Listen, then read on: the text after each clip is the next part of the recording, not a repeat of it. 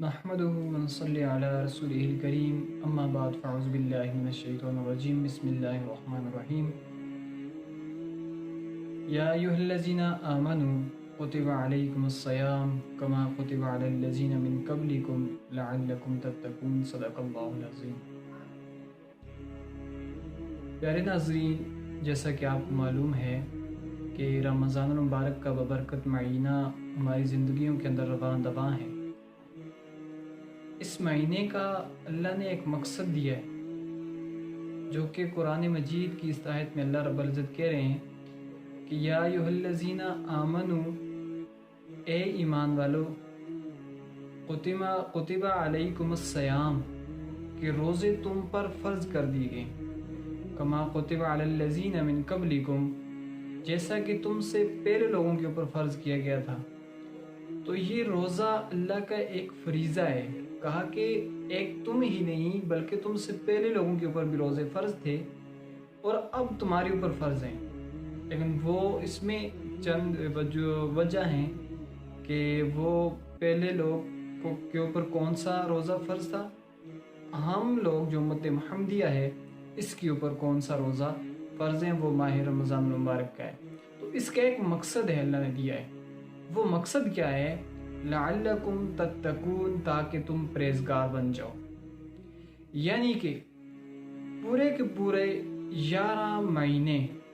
ہم جو گناہ کرتے ہیں، جو بھی سرزد کرتے ہیں،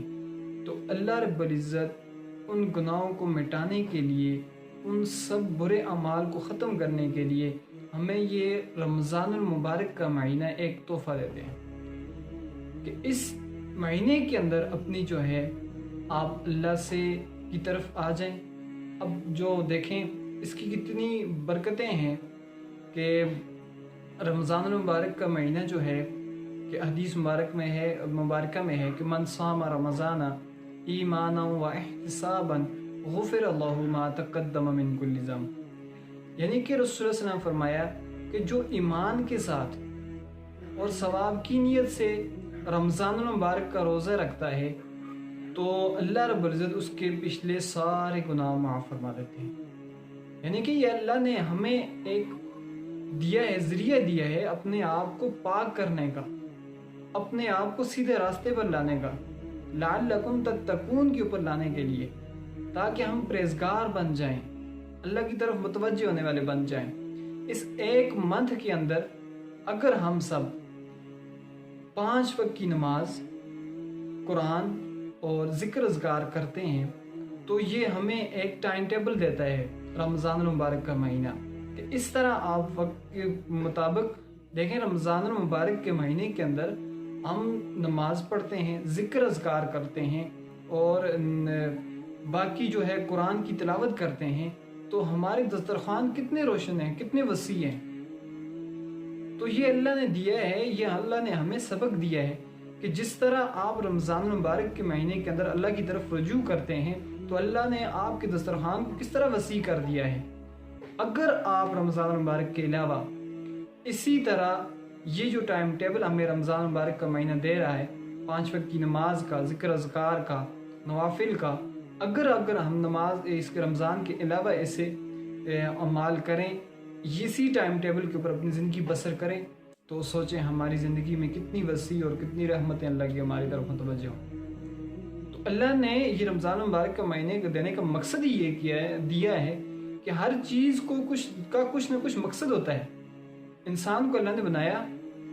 کہ میں نے اللہ قرآن مجید میں ہے کہ میں نے انسانوں اور جنوں کو اس لیے بنایا تاکہ وہ میری عبادت کریں، تو یہ انسان کو پیدا کرنے کا مقصد تھا۔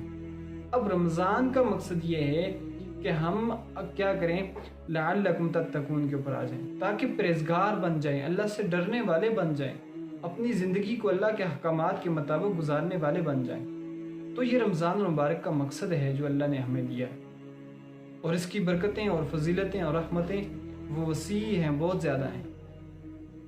تو ہمیں چاہیے کہ اس مہینے کے اندر ہم جو ہے جس روٹین پہ چلتے ہیں، دیکھیں یہ رمضان کی برکت ہے کہ جو شخص 11 منتھ مسجد کے اندر نہیں آتا، قرآن کھول کے نہیں دیکھتا، تو وہ بھی اس منتھ کے اندر، رمضان المبارک کے منتھ کے اندر جو ہے اپنے اللہ کے گھر میں جاتا ہے قرآن کھولتا ہے، پڑھتا ہے، ذکر اذکار کرتا ہے، نمازیں پڑھتا ہے، تو یہ اس کی برکت ہے۔ تو اللہ نے شیطان کو قید کر دیا تاکہ لوگوں کو اس میں جو ہے دقت بھی نہ ہو اس ٹائم ٹیبل کے اوپر زندگی گزارنے کی۔ تو یہ ہمیں سبق دیتا ہے تاکہ ہم اللہ کی طرف رجوع کرنے والے بن جائیں، پرہیزگار بن جائیں۔